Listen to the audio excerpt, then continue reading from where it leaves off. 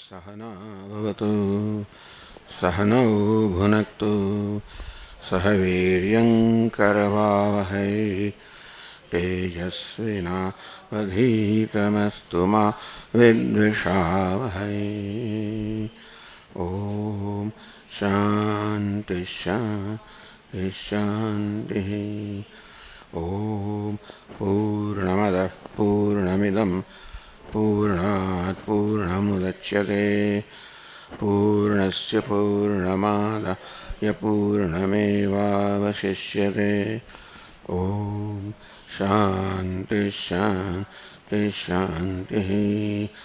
श्रुतिस्मृतिपुराणानाम् आलयं करुणालयं नमामि भगवत्पादं शङ्करं लोकशङ्करं शङ्करं शङ्कराचार्यं केशवं बादरायणं सूत्रभाष्यकृतौ वन्दे भगवन्तौ पुनः पुनः।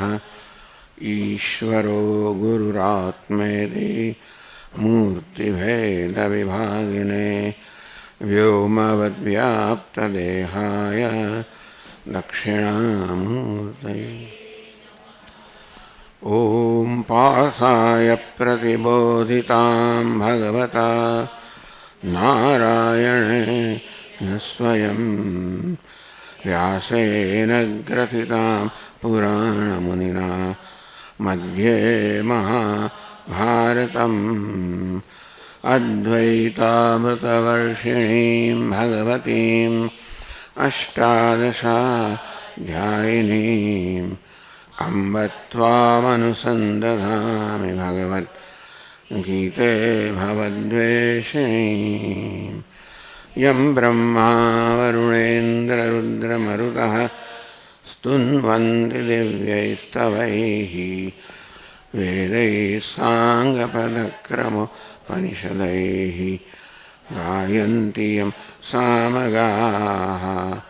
ध्यानावस्थिततद्गतेन मनसा पश्यन्ति यं योगिनः यस्यान्तन्न विदुःसुरासुरगणाः देवाय तस्मै नमः।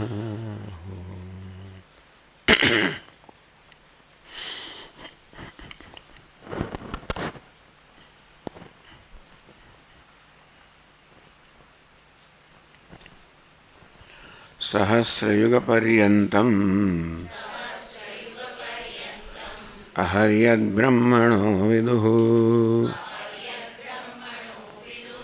रात्रिं युगसहस्रान्ताम् ते होरात्रविदो जनाः।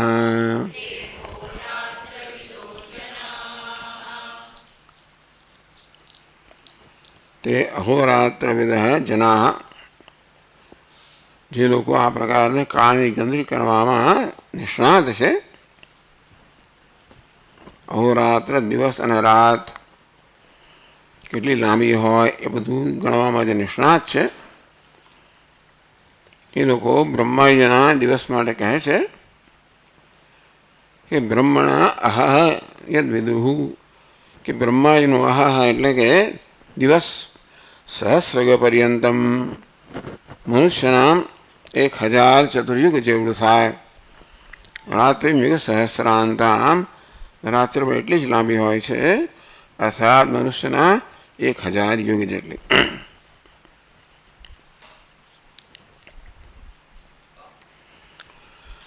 આમાંથી બોધ શું મેળવવાનો છે? યત એવં કાળ પરિચ્છિન્ના તે અતઃ પુનરાવર્તિનો લોકાહ. એટલે બ્રહ્મલોક હોય તો પણ બ્રહ્મલોકની પણ એક મર્યાદા છે કે 1000 ચતુર્યુગ જેવડો આપણે એનો એક દિવસ છે એ 4.32 અબજ વર્ષનો છે. રાત્રિ પણ 4.32 અબજ વર્ષની છે. જેટલી લાંબી હોય એટલી પણ ગણી શકાય એવી છે, અને તેથી ક્યારેક એનો અંત આવે મર્યાદિત છે. યતઃ એવં કાલ પરિચ્છિન્નાય તે અતઃ પુનરાવર્તનો લોકાહ આવું હોવાને કારણે આ બધા જ લોકો બ્રહ્મલોક સુધીના કાળ પરિચ્છિન્ના કાળથી મર્યાદિત છે. એના માટે પુનરાવર્તન થાય છે, ફરીને ફરી આવે છે અને જાય છે. બહુ લાંબો સમય જાય, ના નથી.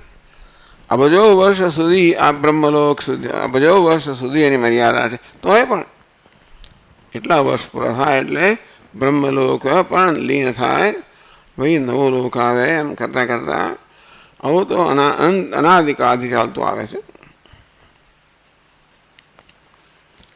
હવે આ વસ્તુ સમજાવી એટલે ભાષ્યકાર કહે છે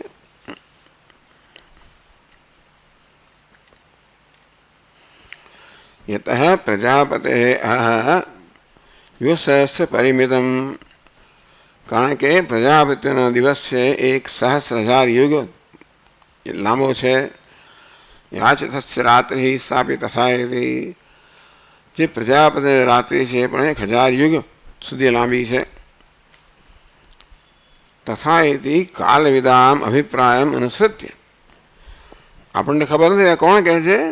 કાલવિદ અર્થાત કાળને જાણનારા જે છે એ બધા મહાપુરુષો કહે છે અથવા જ્યોતિષીઓ કહે છે. બ્રાહ્મસ્ય અહોરાત્રસ્ય કાળ પરિમાણ દર્શયિત્વા. આમ બ્રહ્માજીનો દિવસ અને રાત્રિ બંને કાળનીથી મર્યાદિત છે. ભલે લાંબો કાળ પણ મર્યાદિત છે. તત્રૈવ વિભજ્ય કાર્યમ કથયતિ. તો હવે આ કહ્યું કે બ્રહ્માજીને રાત્રિ દિવસ કેટલો છે એ દરમિયાન શું થાય છે એ કહે છે.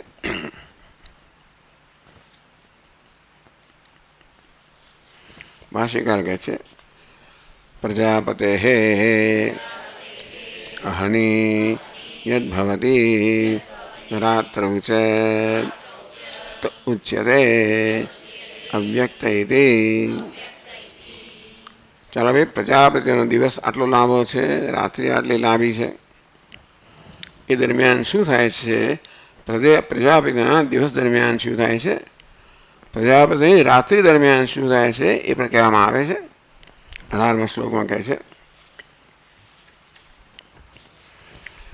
અવ્યક્તાવ્યક્તય સર્વાઃ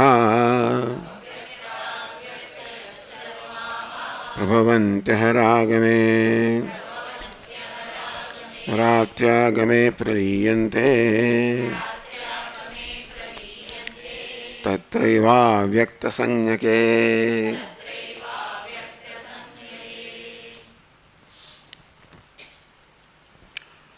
સર્વાઃ વ્યક્તયઃ બધી જ વ્યક્તિઓ,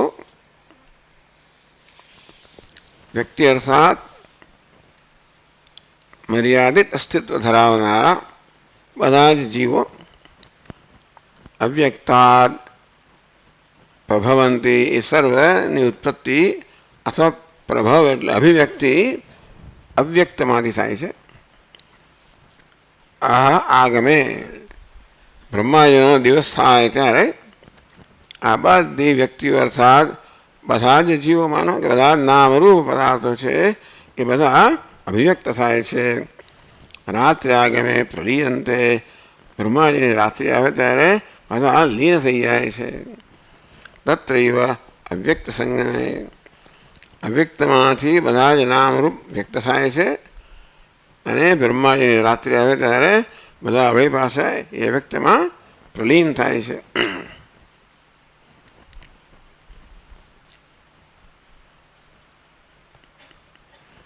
તો ભાષ્યકાર કહે છે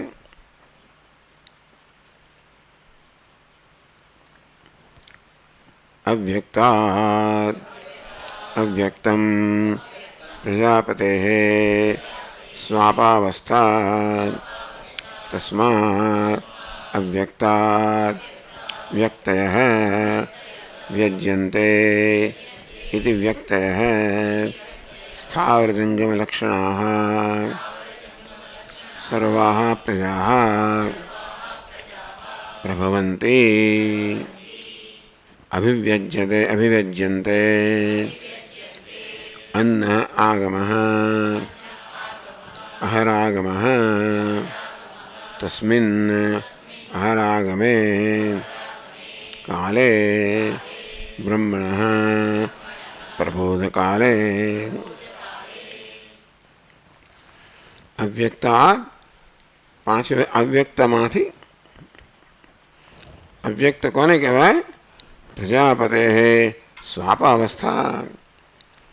પ્રજાપતિ જ્યારે નિદ્રામાં છે, 12 કલાકની એમની નિદ્રા, 12 કલાકનો એમનો દિવસ. તસ્માત અવ્યક્તાત, એ નિદ્રાને અવ્યક્ત કહેવામાં આવે છે. કારણ કે નિદ્રામાં બધી વસ્તુઓ નષ્ટ થઈ જતી નથી, માત્ર હવે અનુભવાતી નથી. બધું છે ખરું, પરંતુ અવ્યક્ત છે, એટલે કે આપણી ઇન્દ્રિયોના જ્ઞાનનો વિષય નથી. અંધકારમાં જેમ આ બધા પદાર્થો નાશ થતો નથી, માત્ર આપણને દેખાતા નથી. વ્યક્ત એટલે જે ઇન્દ્રિયોના જ્ઞાનનો કે અનુભવનો વિષય છે, વ્યક્ત કહેવાય. ઇન્દ્રિયનો વિષય નથી જેને અવ્યક્ત કહેવાય. એ પ્રકારે આમ જેવી રીતે આપણી નિદ્રાવસ્થામાં આપણે કોઈ પદાર્થ અનુભવ થતો નથી, તેવી રીતે પ્રજાપતિની નિદ્રા એટલે બધાની નિદ્રા. પ્રજાપતે સ્વાપાવસ્થા, પ્રજાપતિની સ્વપ્ન અહીંયા એટલે કે નિદ્રા. સ્વપ ધાતુનો અર્થ નિદ્રા પર થાય. તસ્માત અવ્યક્તાત વ્યક્ત, એ અવ્યક્તમાંથી પ્રજાપતિ જ્યારે નિદ્રામાં છે ત્યારે અવસ્થામાંથી વ્યક્ત ત્યારે પ્રજાપતિ જાગ્રત થાય. નિદ્રામાંથી જાગ્રત થાય ત્યારે સમગ્ર જગત જાગ્રત થાય. પ્રજાપતિ જ્યારે નિદ્રામાં ઊંઘી જાય ત્યારે સમગ્ર જગત ઊંઘી જાય. ઊંઘની અવસ્થાને અવ્યક્ત કહે છે, જાગ્રત અવસ્થાને વ્યક્ત કહે છે. કારણ કે જાગ્રત અવસ્થામાં બધા પદાર્થો પ્રકાશિત છે, માટે આપણી ઇન્દ્રિયના જ્ઞાનના વિષય છે. વ્યક્ત વ્યજ્યંતે વ્યક્ત, વ્યક્તિ કોને કહેવાય? એ વ્યક્ત થાય છે એને વ્યક્તિ કહેવાય. એટલે કે જે આપણા અનુભવનો વિષય બને છે, ઇન્દ્રિયોના જ્ઞાનનો વિષય બને છે, એને અહીંયા વ્યક્ત કહેવામાં આવે. એ વ્યક્તત્વ ધરાવનાને વ્યક્તિ કહેવામાં આવે. સ્થાવર જંગલમાં લક્ષણા સર્વા પ્રજા. સ્થાવર અને જંગમ. સ્થાવર એટલે સ્થિર હોવું, જેમ કે વૃક્ષો. જંગમ એટલે જે ગતિમાન છે, ગતિમાન હોઈ શકે, જેમ કે પશુઓ. એટલે બધી પ્રજા અર્થાત બધા જીવોનો આ બેમાં સમાવેશ થઈ જાય, સ્થાવર અને જંગમ જીવો. પ્રભવંતી તો એટલે કે પ્રભવંત એટલે ઉત્પન્ન થાય છે. કે છે અસત ઉત્પત્તિ પ્રસક્તિ પ્રત્યાદિશતી. અસત જે નથી એમાંથી ઉત્પત્તિ ના થાય, કે જે નથી એની ઉત્પત્તિ પણ ના થાય. ભાષ્યકાર કહે છે કે એટલે પ્રભવંતી અભિવ્યજ્યંતે, આ બધા પદાર્થો પ્રભવંતી એટલે ઉત્પન્ન થાય છે, એટલે કે અભિવ્યક્ત થાય છે. નિદ્રાવસ્થામાં જે બધા અવ્યક્ત હતા એ જ જાગ્રત અવસ્થામાં વ્યક્ત થાય છે, એટલે કે ઇન્દ્રિયોના અનુભવનો વિષય બને છે.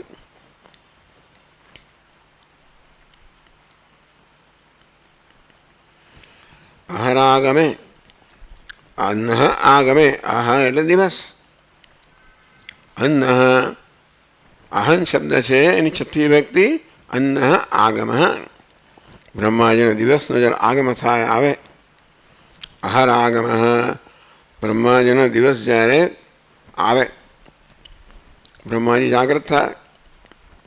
તસ્મિન અહર આગમે, અહર આગમ એટલે દિવસના આગમનને, કાલે એટલે બ્રહ્મણા પ્રબોધ કાલે, દિવસનું આગમન થયું એટલે બ્રહ્માજી જાગ્રત થવા. પછી કહે છે તથા રાત્ર્યાગમે બ્રહ્મણ સ્વાપકાલે પ્રલીયન્તે સર્વાઃ વ્યક્તયઃ તત્રૈવ પૂર્વોક્તે અવ્યક્ત સંજ્ઞકે. તથા એટલે તેવી રીતે, તથા એટલે અને નહીં, તથા એટલે તે રીતે. રાત્રે આગમે જેવી રીતે બ્રહ્માજીનો દિવસ ઉગે ત્યારે આ બધા જીવો કે બધા નામરૂપ વ્યક્ત થાય છે તેવી રીતે રાત્રે આગમે બ્રહ્મણ સ્વાપકાલે બ્રહ્માજીને જ્યારે નિદ્રા ઊંઘવાનો સમય થાય 12 કલાકનો દિવસ, 12 કલાકની રાત્રિ. પ્રલીયંતે સર્વા વ્યક્ત, આ બધી જ વ્યક્તિઓ બધા જ નામરૂપો એમ કહો પ્રલીયંતે બધા પ્રલીન થઈ જાય છે. લીન થયો એટલે નાશ ન થવો, માત્ર આપણી ઇન્દ્રિયોના વિષય નથી રહેતા, અનુભવનો વિષય ન રહેવો. અવ્યક્ત, વ્યક્ત એટલે જે ઇન્દ્રિયોનો વિષય છે, અવ્યક્ત એટલે છે પરંતુ ઇન્દ્રિયોનો વિષય નથી. સર્વાહ વ્યક્ત તત્રૈવ પૂર્વવક્તે અવ્યક્ત સંજ્ઞકે. તેવી રીતે બ્રહ્માજીએ ઊંઘી જાય, બ્રહ્મણ સ્વાપકાલે એમનો નિદ્રાનો સમય આવે ત્યારે આ બધી જ વ્યક્તિઓ અર્થાત બધા જ નામરૂપ તત્રૈવ ત્યાં જ પૂર્વવક્તે વ્યક્ત ત્યાં જ પ્રલીન થાય છે. જ્યાંથી એમનો આવિર્ભાવ થયેલો ત્યાં જ એમનો લય થાય છે. જેવી રીતે સમુદ્રમાંથી અનેક બધા તરંગો ઉત્પન્ન થાય, જાણે કે ત્યાં પાછા લીન થાય. સુરમાંથી અનેક બધા અલંકારોની અભિવ્યક્તિ થાય, એ પાછા ત્યાં લીન થાય. તો બ્રહ્માજી પણ એ રીતે બધા જ પદાર્થોનું ઉપાદાન કારણે કહેવાય. અને તેથી રાત્રિના સમયે બધા જ પદાર્થો નામરૂપ છે એ બધા બ્રહ્માજીમાં લીન થઈ જાય. બ્રહ્માજી ઉઠે ત્યારે બધા પાસે અભિવ્યક્ત થાય. આવું થયું એટલે નનુ પ્રબોધકાલે બ્રહ્મણયો ભૂતગ્રામ ભૂત્વા તસ્યૈવ સ્વાપકાલે વિલીયતે તસ્માદ અન્ય ભૂય બ્રહ્મણ હરાગમે ભૂત્વા.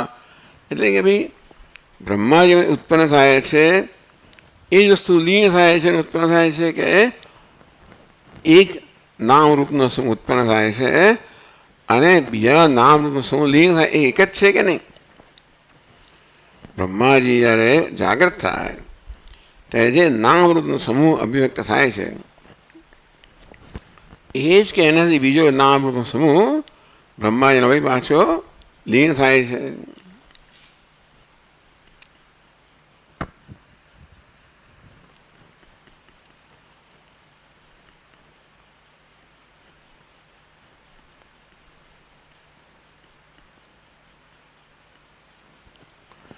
તદેવમ પ્રતિ અવાંતરકલ્પમ ભૂતગ્રામ વિભાગ ભવેત આશંક્ય. તો આ પ્રકારે જુદો જુદો ભૂતગ્રામ અત્યારના કલ્પમાં એક સમૂહ છે ભૂતોનો, જીવોનો, નામરૂપનો. એ આ યુગના પ્રારંભમાં બ્રહ્માજી અભિવ્યક્ત થયો, આ યુગના અંતમાં વળી એમાં લીન થશે. હવે બીજા યુગમાં જ આવશે એ વળી પાછળ નવો ભૂતગ્રામ, નવો ભૂતોનો સમૂહ, નવો જીવોનો સમૂહ હશે કે એનો એ જ હશે.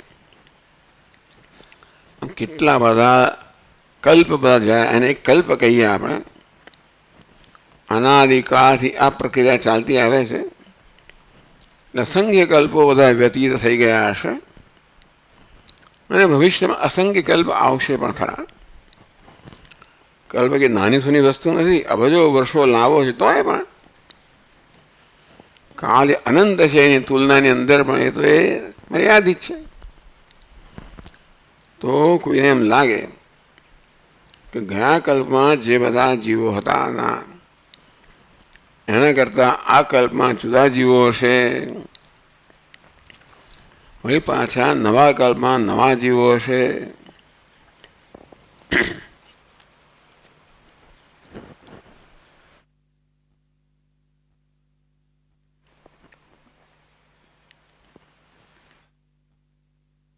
આ રીતે નવો નવો ભૂત સમુદાય,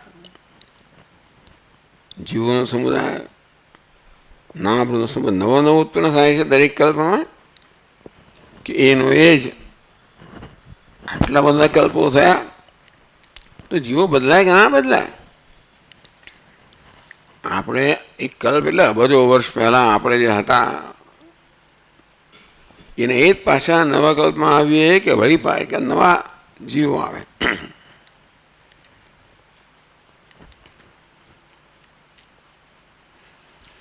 તો અહીંયા ભાષ્યકાર કહે છે અકૃતભ્યાગમ કૃત વિપ્રણાશ દોષ પરિહારાથમ બંધમોક્ષ શાસ્ત્ર પ્રવૃત્તિ સાફલ્ય પ્રદર્શનાર્થમ અવિદ્યાદિ ક્લેશમૂલ કર્માશયવશાત ચ અવશઃ ભૂતગ્રામઃ ભૂત્વા ભૂત્વા પ્રલીયતે ઇત્યતઃ સંસારે વૈરાગ્ય પ્રદર્શનાર્થમ ચ ઇદમાહ ભૂતગ્રામઃ ઇતિ. પછી 19મો શ્લોક છે, એમાંથી બે બોધ પાઠ લેવાના છે.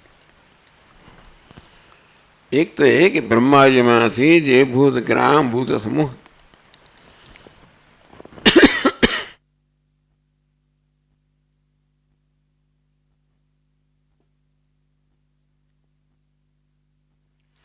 જે ભૂત સમૂહ ગયા કલ્પમાં હતો એ જ ભૂત સમૂહ આ કલ્પમાં પણ છે. એટલે કે આ બિચારા જીવો ને કોઈ પ્રકારની સ્વતંત્રતા નથી. ચાલો એમ કહો કે કર્મથી પ્રેરાઈને જે કોઈ પ્રકારનું પ્રેરક બળ હોય કર્મ, પણ છેવટે જીવો બધા પરવશ છે. અર્થાત ક્યારે જન્મવું ક્યારે ન જન્મવું એમાં આપણી સ્વતંત્રતા નથી. ક્યાં જન્મ લેવો એમાં પણ આપણી સ્વતંત્રતા નથી. કેવો જન્મ લેવો એ નક્કી કરવામાં આપણી સ્વતંત્ર નથી. આપણો બીજો જન્મ મનુષ્ય રૂપે જ હશે કે બીજા કોઈ પ્રાણી રૂપે હશે. અમુક પ્રકારના પરિવારો મારો જન્મ હશે, અમુક સમયે સ્થળે મારો જન્મ હશે. આ બધું નક્કી કરવાની સ્વતંત્રતા આપણને નથી. એટલે આ આપણી નોંધ માટે આપણું ધ્યાન દોરવામાં આવે છે કે આવું છે કે જીવનમાં પરવશતા છે. અને પરવશતા કોઈને ગમતી નથી. પ્રત્યેક પ્રાણી સ્વતંત્રતા જ ઈચ્છે છે અને પોતે પરવશ છે એવું ખ્યાલ તરત એમાંથી નીકળવાનો પ્રયત્ન કરે. નાનું બાળક પણ જકડી રાખો તો તરત નીકળવાનો પ્રયત્ન કરે. કોઈને જકડાઈ રહ્યો ના ગમે, બંધન ના ગમે, પરવશતા ના ગમે. પણ અહીં જે વર્ણન કરાવે એ પ્રકારે આ બધા જેઓ પરવશ હશે. આપણે ક્યારે જન્મીશું ક્યાં જન્મીશું એ કશું નક્કી કરવાની સ્વતંત્રતા આપણને નથી. એટલે બે દો એક અકૃત અભ્યાગમાં જે નહોતું એ અભિવ્યક્ત થયું કે આવ્યું તો કે નહીં, જે જીવો ગયા કલ્પમાં હતા એ જ જીવો વળી આ કલ્પમાં અભિવ્યક્ત થાય છે. કૃત નહીં તો શું થાય કે જો નવો જીવ જન્મે તો ગયા કલ્પમાં કે ગયા જન્મમાં જે કર્મ કરેલું એનું શું થાય? આપણું મૃત્યુ થાય ત્યારે આપણે કરેલું કર્મ નાશ પામી જતું હોય. જન્મીએ ત્યારે સ્વતંત્ર રીતે આપણે જન્મ, એવું દુનિયાને બી બધો જ સંપ્રદાય માને છે કે જીવ નવો ઉત્પન્ન થાય છે અને મરી જાય હંમેશ માટે અને ઉપર જઈને રાહ જુએ વગેરે વગેરે. આ કર્મ છે એનો સિદ્ધાંત ભારતની સંસ્કૃતિ સિવાય બી ક્યાંય નથી. એ આપણે સાતત્ય પ્રદાન કરે છે. હું જે હતો ગયા જન્મમાં, એની પહેલાંના જન્મમાં વગેરેમાં જે હું હતો, એ જ હું વળી પાછો વારંવાર જન્મ લેતો હોઉં છું, મૃત્યુ પામતો હોઉં છું. અંતેથી મારા કર્મનું ફળ ભોગવવા માટે હું જવાબદાર છું. અત્યારે કર્મ કરીએ, મૃત્યુ આવે અને અંત જ આવી જતો હોય. બીજા બધા સંપ્રદાયમાં એક જ આપણું જીવન હોય, પછી ઉપર જઈને ભગવાન ન્યાય કરે. પણ આ જન્મમાં જે કરેલા, પણ હું જન્મ્યો ત્યારે તો મને કંઈ ભાન જ નહોતું. જીવન જીવું ત્યારે મોટે ભાગે ભાન હોતું નથી કે શું વસ્તુ મને મારા લાભમાં છે, શેનાથી મને ગેરલાભ થશે, એવું મોટા ભાગના આપણે સમજતા નથી. મનમાં જે પ્રકારના આવેગો આવે પ્રકાર વર્ત્યા કરતા હોઈએ છીએ, એ પ્રકારે કર્મ કર્યા કરતા હોઈએ છીએ. પણ જે કર્મ આપણે કર્યા હશે એનું ફળ કે પરિણામ આપણે જ ભોગવવાનું છે. એ પ્રકારની સભાનતા હોય તો કર્મ કરતી વખતે વધારે સાવધાન રહું.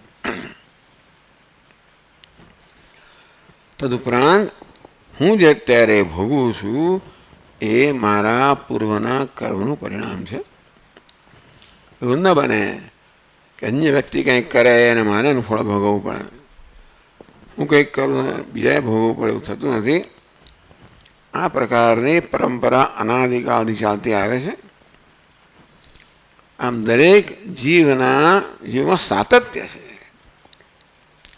એનો એ જ જીવ પૂર્વ અવસ્થા, પૂર્વ જન્મમાં હતો, એનો એ જીવ આ નવા જન્મમાં છે. એટલે અકૃત અભ્યાગમાં કૃત વિપ્રણાશ દોષ, અત્યારે હું ભોગવી રહ્યો છું એ મેં કરેલા કર્મનું જ પરિણામ છે. મેં અકૃત આગમાં જે મેં નથી કર્યું એ વસ્તુ મારા જીવનમાં આવી, જે મેં કર્યું એ નષ્ટ થઈ ગયું, એનો લાભ કે ગેરલાભ ન મળ્યો, મોટો દોષ છે. જો પુનર્જન્મ અને પૂર્વજન્મ ના હોય, અર્થાત આપણા જીવનમાં સાતત્ય ન હોય, તો અત્યારે જન્મ થયો એનું કારણ શું? મૃત્યુ પામવું ત્યારે જે બધા કર્મ મેં કરાય એનું શું થયું? આમ જ્યાં કર્મનો સિદ્ધાંત નથી, કર્મ એટલે સાતત્ય, ત્યાં જ પુનર્જન્મની, એટલે કર્મથી આપણે પુનર્જન્મ સમજાવી શકીએ.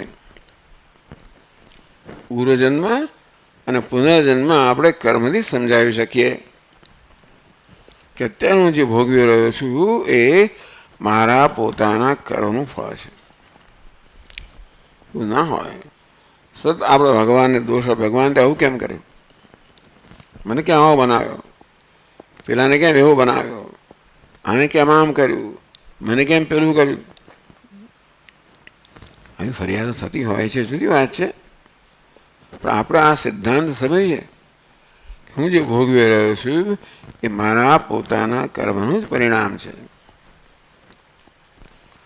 અંતેથી મારા દુઃખ માટે તે મને જન્મ આપવામાં આ લોકો એવું પણ કહેનારા છે. આજકાલની પ્રજા કે એની મમ્મીને કે તમે જન્મ શું કામ આપ્યો, તે જન્મ ના આપ્યો હોત તો તમારી આ સ્થિતિ ના થઈ હોત ને. આ પ્રકારના પ્રશ્નો જ્યારે સાતત્ય હોય, જીવનનું સાતત્ય હોય, કર્મનું સાતત્ય હોય, તો પછી આપણે સમજીએ કે ભાઈ માએ જન્મ નથી આપ્યો, મા તો મારા જન્મનું નિમિત્ત છે. મા ને બાપ નિમિત્તને આપણે દોષ ના આપી શકીએ. મૂળ કારણ તો આપણું પોતાનું જ કર્મ છે. તું સમજીએ તો આપણે બીજા કોઈને દોષ આપતા અટકીએ ને કોઈને દોષ આપતા અટકીએ. આ દોષ વસ્તુ છે એ માણસ બહુ ચાલે છે. મારા મનમાં એવો નિશ્ચય થઈ જાય કે મને જે થઈ રહ્યું છે એનું કારણ આ છે અને બીજો છે, તો મને અસહાયતાનો અનુભવ થાય. હું મારા જીવન છે ને એમાં સ્વતંત્ર નથી, પરવશ છું. આમ પરવશતા છે આ કર્મને, પરંતુ વર્તમાનમાં સભાન બનીને ભવિષ્યને રચવાની સ્વતંત્રતા મને છે. ભૂતકાળમાં જે થઈ ગયું એ માટે હું જવાબદાર કહેવાઓ કોઈની જુદી વાત છે. ભવિષ્યમાં જે થવાનું છે એ માટે હું જ જવાબદાર છું, અર્થાત હું જ મારા ભવિષ્યનું નિર્માણ કરનાર છું. ભગવાન એ કહી રહ્યા છે ગીતામાં કે ભાઈ તું સ્વતંત્ર છે. કર્મણ્યેવાધિકાર છે મા ફલેષુ કદાચન. કર્મણ્યેવ અધિકાર, કર્મ કરવામાં તારી સ્વતંત્રતા છે, એટલે કર્મ કરવામાં તું સ્વતંત્ર છે, માટે કર્મની જવાબદારી તારી છે. હું જે છું એના માટે હું જવાબદાર છું. હવે ચાલો ભૂતકાળમાં જે કર્યું એના માટે તો હું કંઈ હવે કહી શકું નહીં. હું જવાબદાર છું એટલે હવે પછીના જીવન માટે હું જવાબદાર છું. અને તેથી માણસ જવાબદાર બને. આ બધા વિદેશી લોકો એમ કહે છે કે આ બધા ફેટિલિસ્ટ છે, તમે બધું કર્મને તમે એમ કે કર્મ એનું કારણ છે. ફેટેલિસ્ટ એટલે જે લોકો બસ ઈશ્વરને અને બધા અન્યને દોષ આપનારા છે. નહીં, આ વૈદિક સંસ્કૃતિ છે એ તો આપણને જવાબદારી આપે છે. દરેક મનુષ્ય પોતાના જીવન માટે સર્જન માટે જવાબદાર છે. અને તેથી હું જે કરું એ માટે મારે સાવધાન થવું જોઈએ. હું પાપ કર્મ કરીશ તો મારે જ સહન કરવું પડશે, ને પુણ્ય કર્મ કરીશ તો મને જ લાભ મળશે. એ પ્રકારની વ્યવસ્થા છે. નથી હું કરું બીજાને લાભ ગેરલાભ થાય. ભગવાનની કમ્પ્યુટર સિસ્ટમ તો કે અગાધ છે, કલ્પના અતીત છે. અસંખ્ય જેવો ભૂતકાળમાં થઈ ગયા, હવે અત્યારે વાત જવા દો. એ બધાનો હિસાબ ભગવાન રાખતો હશે, કારણ કે કોઈનો અંત નથી આવતો. હું જ્યારે જન્મ્યો ત્યારે કે નવો નહીં જન્મ્યો, અનાદિકાળથી જન્મ લેતો આવ્યો છું. મોક્ષ નહીં ચાલુ જ રહેશે આ પ્રક્રિયા. હિસાબ રાખનાર કોઈ હશે ને? હિસાબ ન રહે તો પછી શું છે પેલું આપણું ટકે શેર ભાજી ટકે શેર ખાજા. હા, પૂરી એક નગરી નહીં, અંધેરી નગરી અને ગંડુ રાજા. ટકે શેર ભાજી ટકે શેર ખાજા. ગાણ પણ જેવો થઈ જાય. ભાજી પણ ટકાની અને ખાજા ટકા. શું વાત છે? 1% જેટલી ભાજી મળે, જેટલા ખાજા મળે એટલી ભાજી મળે, એવું ના હોય. એટલે એ પ્રકારની અવ્યવસ્થા ન હોય. અકૃત અભ્યાગમ કૃત વિપ્રણાશ દોષ પરિહારાર્થમ. જ્યાં કર્મનો સ્વીકાર નથી એટલે કે સમજ નથી, સ્વીકાર તો શું નથી. અને તેથી પૂર્વજન્મ પુનર્જન્મ આ બધાનો સ્વીકાર નથી. એ કોઈ આપણા જીવનને સમજાવી ન શકે. એમ જ કે ભગવાન આ ઉપાધિ માટે જવાબદાર છે. ભગવાન નક્કી કર્યું તું કેવો હોઈશ, તો બધા ભગવાનને ફરિયાદ કરવાના જ છે ને કે મને આવો કેમ બનાવે, મારી ચામડી આવી કેમ કરીને, પેલાને કેમ ગોરી બનાવી, એવું તો આપણા છોકરાઓ પૂછે છે કે હું આવો છું ને કેમ પેલું આવો છે. તો એના માટે જવાબ આપવો પડે ને. એટલા કર્મ એના માટે જવાબ છે. તારી જે ચામડી છે એને માટે તું જ જવાબદાર છે. હું કહું તારું કર્મ, એવું આપણે નહીં કહેવાનું.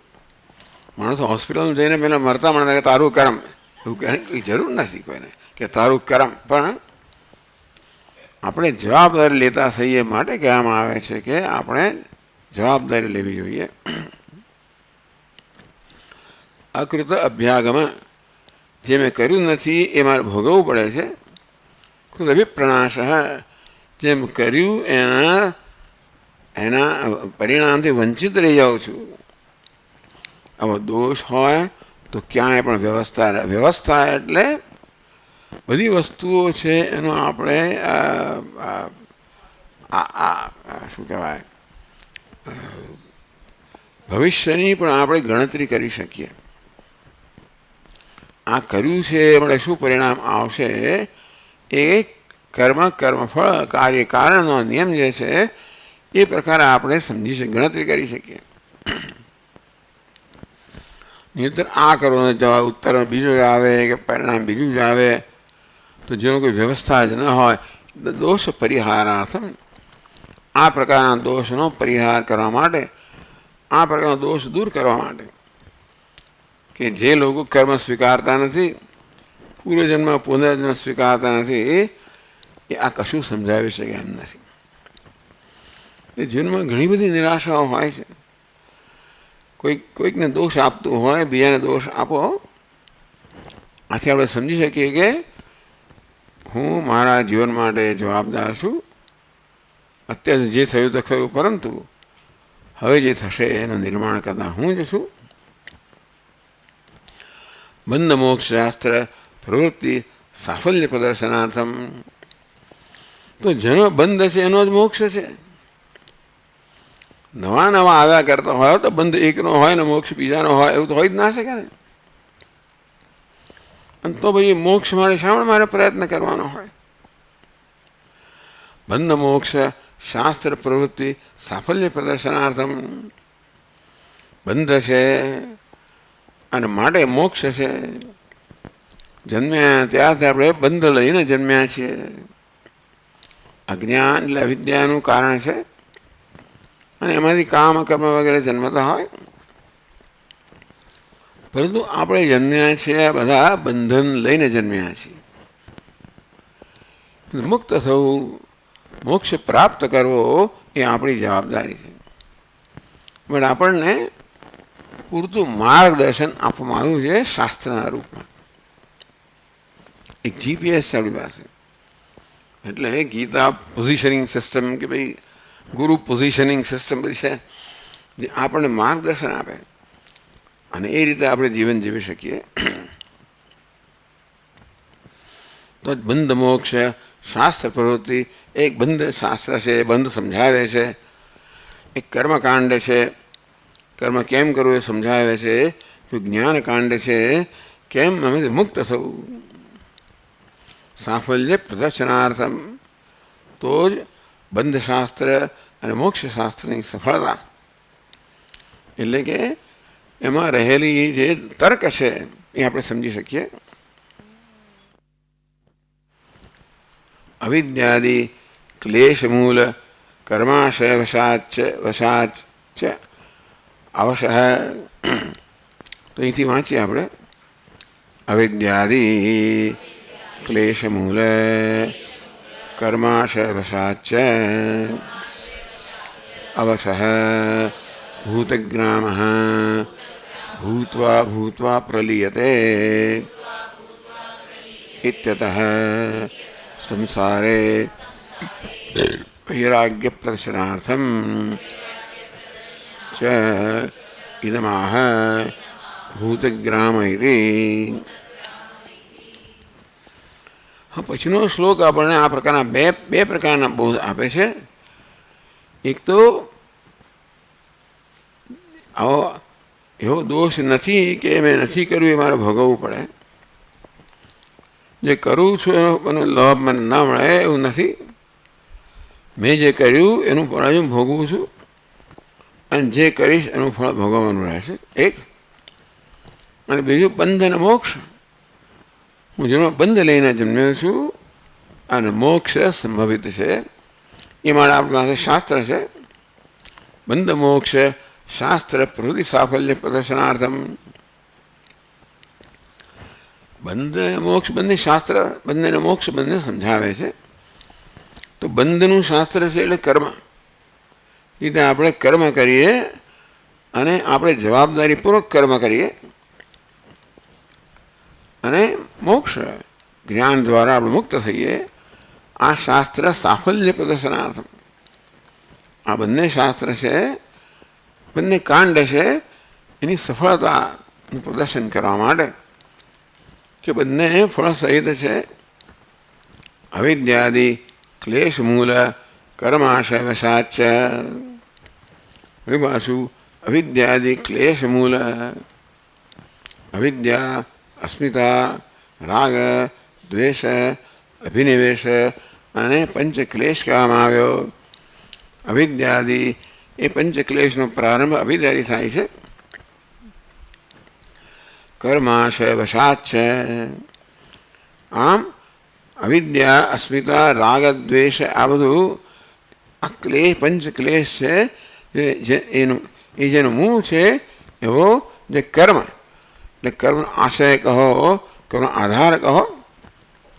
વશાચ અવશો ભૂતગ્રામ આ ભૂતગ્રામ છે ભૂત સમૂહ છે જીવનો સમૂહ છે એ બિચારો પરવશ છે। ભૂત્વા ભૂત્વા પ્રલીયતે પરવશતાથી બિચારો જન્મે છે લીન થાય છે જન્મે છે મરે છે। आ रीते भगवान वर्णन करे छे। इत्यतः संसार वैराग्य प्रदर्शनार्थम च एक तो एक के करेली वस्तु निष्फल जती नहीं न करेलो आप सहन करवू पड़े एवं पण नहीं एटले एक अकृत अभ्यागम कृत अभिप्रणाश आ प्रकार दोष जीवन में नहीं कर्यु आपणे भोगवू पड़े कर्यु छे आपणे गुमावीए एवो दोष नहीं जीवन में। और बीजू आ विचारो भूत समूह एटले आपणे हूँ तमे આપણો જન્મ થાય છે મૃત્યુ થાય છે એમાં આપણી કોઈ સ્વતંત્રતા નથી।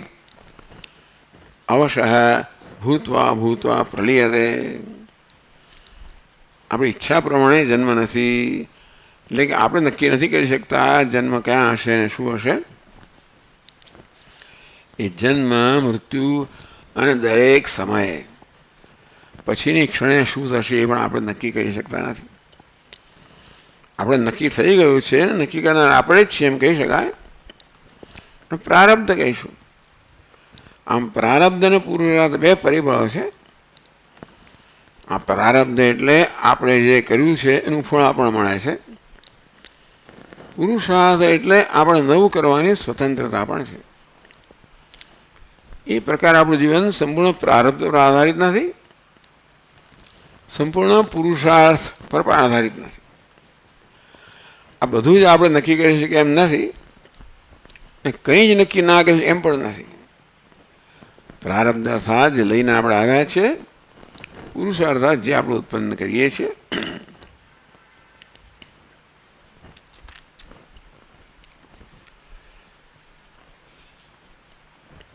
ભૂત્વા ભૂત્વા ઇત્યતઃ સંસારે વૈરાગ્ય પ્રદર્શનાર્થમ ચ એટલે માણસ જો ચાલ્યા જ કરે છે આ તો અનાદિકાળથી હું કશું કરીશ નહીં તો ચાલ્યા કરશે એ પ્રકારે વિચાર કરતા કરવા માટે ભગવાન કહે છે। માણસ બધા જીવન વ્યતીત કરી જાય છે વિચાર કોઈ પ્રકારનો કરતો નથી જીવનની અંદર એટલે ભોગ સિવાય બીજી કોઈ વસ્તુની વિચાર આવતો જ નથી।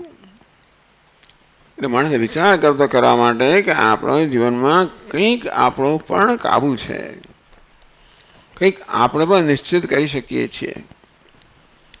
પરતંત્ર છે પ્રારબ્ધ છે પણ જોડે જોડે પુરુષાર્થ પણ છે। પણ સાથે સાથે જો કંઈ નહીં કરીએ તો આપણે આ સંસારના પ્રવાહ વહ્યા જ કરીશું જન્મ મૃત્યુના પ્રવાહ વહ્યા જ કરીશું દુઃખની પરંપરા ઉત્પન્ન કર્યા જ કરશું। એ પણ કહેવામાં આવ્યું જેથી આપણને છેવટે મારે નથી જન્મ મારે નથી રહેવા સંસારમાં। બોલો કે સ્વામી જન્મવાનો શું વાંધો છે મને જન્મવાનો વાંધો નથી પણ જન્મ એટલે અનેક પ્રકારનું દુઃખ એવું જ્યારે સમજવામાં આવે ત્યારે માણસ ફરી જન્મવાનું પસંદ ના કરે। એટલે આપણી શું લઘુ વાસુદેવ મનન બહુ સરસ પ્રક્રિયા બતાવવામાં આવી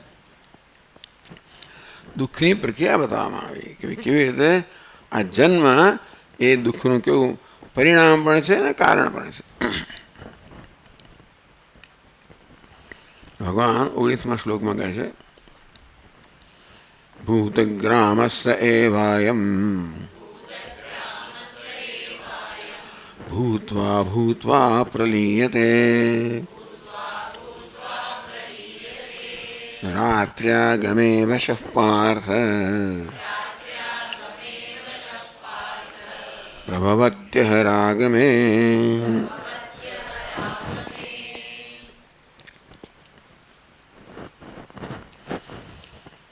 स एव अयं भूतग्रामः એ જ બધો જીવોનો સમૂહ નવો નહીં. નવા કલ્પમાં નવા જીવોનો સમૂહ જન્મતો નથી. જે પૂર્વકલ્પમાં હતો એ જ ભૂતોનો સમૂહ સૈવ ભૂતવા ભૂતવા પ્રલીયતે એ ઉત્પન્ન થાય છે, વળી પાછો લીન થાય છે, ઉદ્ભવ થાય છે, લીન થાય છે. પ્રલીયત ક્યાં? રાત્રિ આગમે વશઃ પાર્થ બ્રહ્માજીની રાત્રિ આવે ત્યારે પરવશતાથી આ બધો જીવ સમૂહ છે એ વળી પાછો લીન થઈ જાય છે, પ્રલીન થઈ જાય છે, અવ્યક્ત અવસ્થાને પ્રાપ્ત કરે છે. હર આગમે બ્રહ્માજીના દિવસનું આગમન થાય ત્યારે વળી પાછો પ્રભવથી ઉદ્ભવ થાય છે. એટલે આ ચાલ્યા જ કરે છે બધું. ભાષ્યકાર કહે છે કે વૈરાગ્ય સંસારે વૈરાગ્ય પ્રદર્શનાર્થ આપણે જરા કંઈક સમગ્રતયા વિચિંતન કરીએ ત્યારે આપણે માત્ર આ એક જ જન્મનું બહુ ચિંતન કરીએ અને માણસની દ્રષ્ટિ બહુ ટૂંકી છે. એની દ્રષ્ટિમાં જે આવે એ ચિંતન કરે. બહુ સમગ્ર આપણને ચિત્ર આપવામાં આવે, સમગ્ર ચિત્રનું આપણે ચિત્રનું ચિંતન કરીએ ત્યારે ખબર પડે કે અનાદિકાળથી શું ચાલી આવે છે. આપણે કેવા આ બધા પ્રવાહમાં તણાઈ રહ્યા છીએ. અસહાયતાથી પરવશતાથી આ સંસારના પ્રવાહમાં તણાઈ રહ્યા છે. અંતે મારે નથી કરવું, મારે મુક્ત થવું છે. આ પરવશતા મનુષ્યને ગમતી નથી. મનુષ્યને સ્વતંત્રતા પ્રિય છે. કારણ કે સ્વતંત્રતા આપણો સ્વભાવ છે, એના માટે જ સ્વતંત્રતા આપણને પ્રિય. મેં કહ્યું એક નાનું બાળક પણ સ્વતંત્ર થવા માગે, એને કંઈ આંગળી પકડીને ચાલતો કે નહીં હું મારી જાતે ચાલીશ. આમ સ્વતંત્રતા બધાને પ્રિય છે. તેથી આ સંસારમાં જો આમને આમ ચાલુ રહેશે તો પરવશતા રહેવાની છે. માટે મારે આ સંસારમાંથી મુક્ત થવું છે. આ સંસાર પ્રત્યે આ જીવન મૃત્યુના ચક્ર પ્રત્યે વૈરાગ્ય ઉત્પન્ન કરવા માટે, અસંગતા વૈરાગ્ય ઉત્પન્ન કરવા માટે બે પ્રકાર કયા કે કેવી રીતે આવી રીતે આ ક્લેશ ચાલ્યા જ કરતો હોય છે, અને બીજું કેવી રીતે આપણે આમાંથી મુક્ત થવું. એટલે કે મુક્ત થવું જોઈએ, નહીંતર આ પરંપરા ચાલ્યા જ કરશે.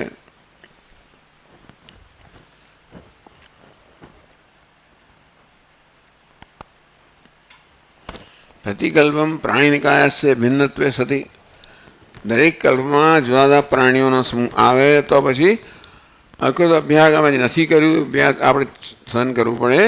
જે કર્યું છે એ નષ્ટ થઈ જાય. અને માટે દરેક કલ્પમાં એનો એ જ જીવોનો સમૂહ જન્મે છે, મૃત્યુ પામે છે. એમ ગયા કલ્પમાં હતું છે, આ કલ્પ દરમિયાન તો આપણે જન્મ મૃત્યુ કરીએ એકનું એક જ, પણ ગયા કલ્પમાં એ જ પાછો પ્રાણી સમુદાય છે, બીજો નહીં. એ જ ભૂત સમુદાય વળી પાછો ફરી જન્મ મૃત્યુને પામે છે.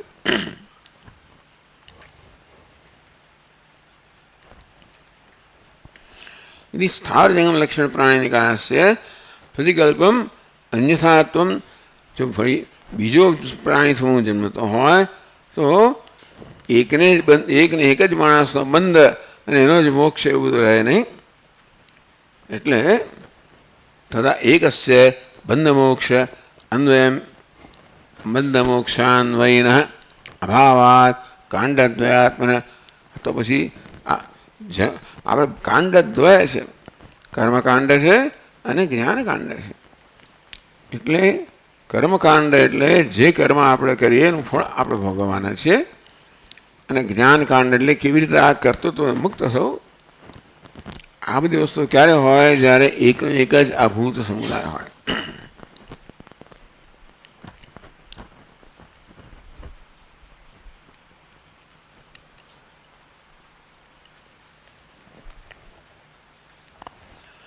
यदि स्थावर जंगम लक्षण प्राणिनिकाय से प्रतिकल्प अन्यथात्व, આ પ્રાણીઓનો સમૂહ છે દરેક કલ્પમાં નવો નવો જન્મે. ચાલો એક કલ્પમાં તો એનો એ હોય, પણ બીજા કલ્પમાં શું તો એનો એ જ પાછું બે કલ્પમાં જન્મે એવું ન હોય. એક જ છે બંધ મોક્ષ, ત્યારે પછી એ બીજા કલ્પ બધા બંધ હતા એનું શું, આ નવા કલ્પમાં વળી બીજો નવો બંધ આવે. એટલા માટે ટૂંકમાં વેદાંત શાસ્ત્ર કહે છે કે આ કર્મનો સિદ્ધાંત છે કે સાતત્ય છે જીવનમાં. અંતેથી એનો એ હું પ્રાણી સમૂહ હતો જાય જાય જાય હું એનો એ હું પહેલાં હતો એ જન્મીશું અને જન્મીશ.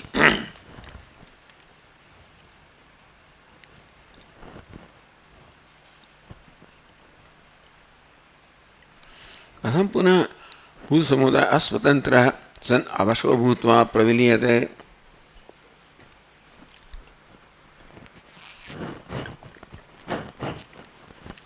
ભૂત સમુદાય છે વિચારો પરતંત્ર છે અને પરતંત્રથી જન્મે છે, મૃત્યુ પામે છે. એટલે ભાષ્યકારે કહ્યું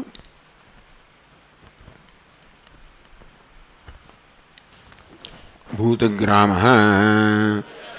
ભૂત સમુદાય સ્થાવર જંગમ લક્ષણ यह पूर्वस्मिन् कल्पे आसीत्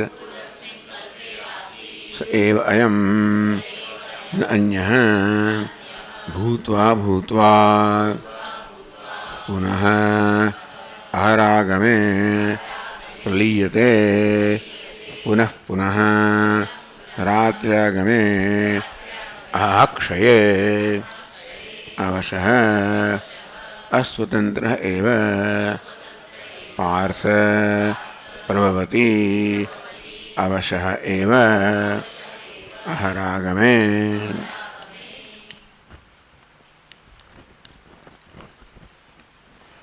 भूत ग्राम भूत ग्राम समुदाय, इंद्रिय ग्राम है इंद्रिय समुदाय. સ્થાવર જંગમ લક્ષણ, કેટલાક ભૂતો હોય પ્રાણીઓ સ્થાવર હોય, કેટલાક જંગમ હોય.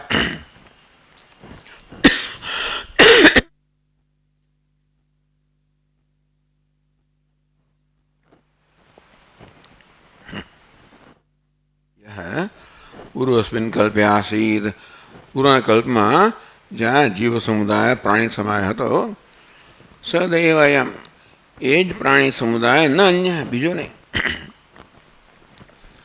ભૂતવા ભૂતવા જન્મ લીધા કરે છે, એક પછી એક જન્મ લીધા કરે છે. પુનઃ આહારાગમે પ્રલીયતે પુનઃ પુનઃ રાત્રાગમે. બ્રહ્માજીનો દિવસ આવે ત્યારે એ જ ભૂત સમુદાય જન્મે છે કે જાગે છે, ઉત્પન્ન થાય છે. એવું તો આપણી વેદાંતમાં છે જ નહીં, કશું ઉત્પન્ન થતું નથી. જો ઉત્પન્ન ન થયું કરીએ કે હતું જ નહીં ને અસ્તિત્વમાં આવ્યું. ટૂંકમાં જે વસ્તુ હતી નહીં એ અસ્તિત્વમાં આવી એને આપણે ઉત્પત્તિ કહીએ, એ વસ્તુ શક્ય જ નથી. એ ઉત્પત્તિ તો નામની વસ્તુ નથી, પરંતુ શું છે, અભિવ્યક્તિ. જે અવ્યક્ત હતું એ વ્યક્ત થાય છે. પુનઃ પુનઃ રાત્ર્યાગમે અક્ષય, દિવસનો ક્ષય થાય એટલે અવશ અસ્વતંત્ર હે પાર્થ. હે પાર્થ, આ બધો ભૂત સમુદાય ભૂત સમૂહ છે એ બધો રાત્રે સૂઈ જાય અને પ્રભવતી અવશ અહરાગમે. બ્રહ્માજી જાગે એટલા બધાએ જાગે, બ્રહ્માજી ઊંઘી જાય, આ બધા અવ્યક્ત થઈ જાય. ટૂંકમાં આપણે વ્યક્ત થયા, અવ્યક્ત જન્મ્યા, મર્યા, આ બધામાં કશામાં અવશ્ય આપણી કોઈ પ્રકારની સ્વતંત્રતા નથી.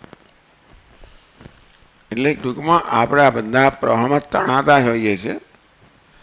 એ જ ભગવાન કંઈક વૈરાગી જન્મવાનું માટે કહી રહ્યા છે કે વિચારો કે જીવનમાં તમને કોઈ સ્વતંત્રતા નથી. એટલે ક્યાં જન્મ લેવો, ક્યાં મરવું, આવે કયા પ્રકારની પરિસ્થિતિ ઉત્પન્ન થશે એ બધું નક્કી કરવાની કોઈ સ્વતંત્રતા તમને નથી. આ પ્રકારની પરતંત્ર આપણે જોઈએ તો વૈરાગ્ય જન્મે. અને પાછું ચાલ્યા જ કરે છે, એવું એનો અંત જ નથી આવતો. તો કે ન કરીએ તો આ પ્રક્રિયા ચાલ્યા જ કરશે. આ પ્રકારે સમજીએ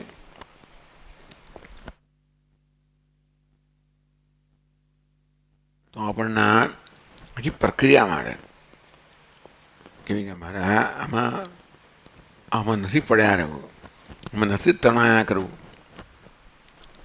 મારે સ્વતંત્ર થવું છે. એ પ્રકારની આપણામાં ઈચ્છા જન્માવી, મુમુક્ષા જન્માવી, મોક્ષની ઈચ્છા જન્માવી, એ પણ આ શ્લોકોનો પ્રયોજન છે. આપણે આગળ જોઈશું. ઓમ પૂર્ણમદ પૂર્ણમિદમ પૂર્ણાત પૂર્ણમુદચ્યતે પૂર્ણસ્ય પૂર્ણમાદ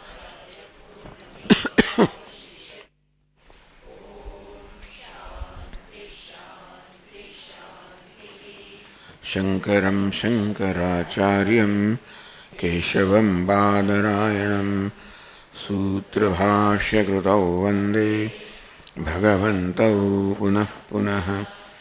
ઈશ્વરો ગુરુરાત્મેતિ મૂર્તિભેદવિભાગિને વ્યોમવદ્વ્યાપ્તદેહાય દક્ષિણામૂર્તયે નમઃ. ઓમ શાંતિ શાંતિ શાંતિ. હરિ ઓમ. શ્રી ગુરુભ્યો નમઃ. હરિ ઓમ.